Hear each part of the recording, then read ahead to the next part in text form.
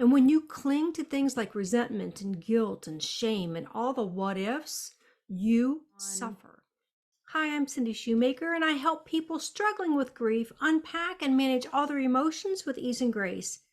Grief and loss are so much more than physical death.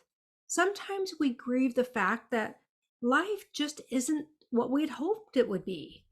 All the unwanted changes in life can be so overwhelming, and ruminating about what should have been can suck the life right out of you, depleting all of your energy.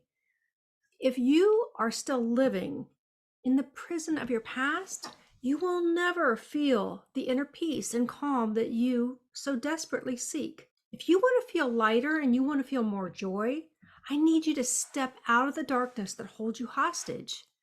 The past is over. It does not exist anymore. The only person who can keep the past alive is you in your mind.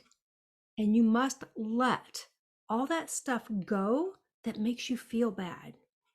If someone said something hurtful or did you wrong, let that go. If you allow that person to live rent-free in your head, you give away your power. And that robs you of all your joy and steals any hopes of inner peace. Holding on to that is like a virus that infects all areas of your life. Let it go.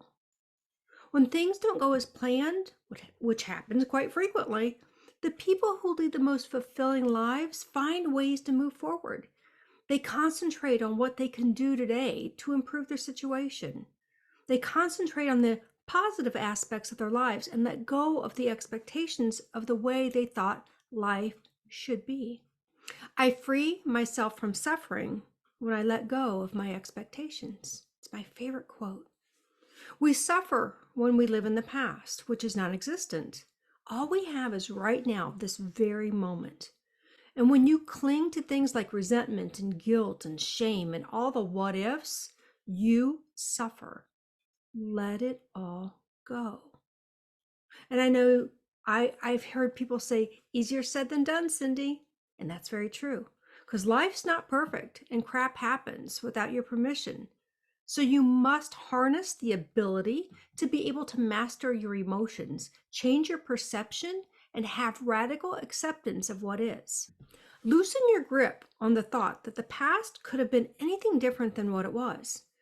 Accepting the fact that events and circumstances have happened and now you must figure out how you're going to move forward is very freeing. It may not feel good in the moment, but it will rewire your brain so that you can look at things differently. It will catapult you to another level of thinking, absent of grudges, resentments, hates, revenge. That is the true meaning of releasing yourself from prison, the prison of your past. It is so much easier to blame others for what isn't going right. I would just be so much happier if it wasn't for so-and-so, or I would have XYZ if it wasn't for them. But blaming and pointing fingers is the quickest way to keep yourself stuck in your current situation. It gives you permission to not take responsibility for your own life and move forward with ease and grace. So you just have to let it go. This doesn't mean there aren't horrible people out there, and it does not condone their behavior. It allows you to take control of your life and not give your power away to them. Who wins if you're still thinking about them, rehashing conversations and events? Let it go and move on to create your best life. Bless those people for making you stronger and showing you exactly what you don't want. Bless them for all the lessons that made you stronger and more resilient. Resiliency comes from accepting your new reality, even if it's not as good as it was before. How good would it feel to unpack all of that heavy baggage you've been lugging around, to be able to focus on building a better future? What a blessing to move forward, never looking in that rearview mirror again and creating a new version of yourself. A version that brings you pride and strength, clarity and confidence that you can handle anything that comes your way.